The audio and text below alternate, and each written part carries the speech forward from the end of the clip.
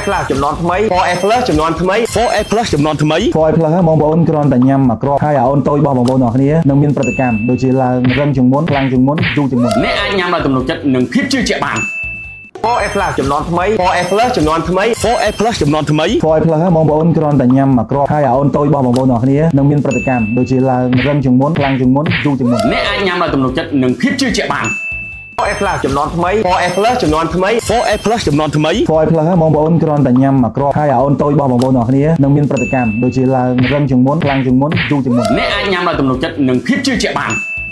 ការមាននៅរបស់លោកគឺធ្វើឲ្យ 4A Plus ចំនួនថ្មី 4A Plus ចំនួនថ្មី 4A Plus ចំនួនថ្មី 4A Plus បងប្អូនគ្រាន់តែញ៉ាំមកគ្រាប់ហើយឲ្យអូនតូចរបស់បងប្អូនទាំងអស់គ្នានឹងមានប្រតិកម្មដូចជាឡើងរឹងជាងមុនខ្លាំងជាងមុនយូរជាងមុន អ្នកអាចញ៉ាំដោយទំនុកចិត្តនិងភាពជឿជាក់បាន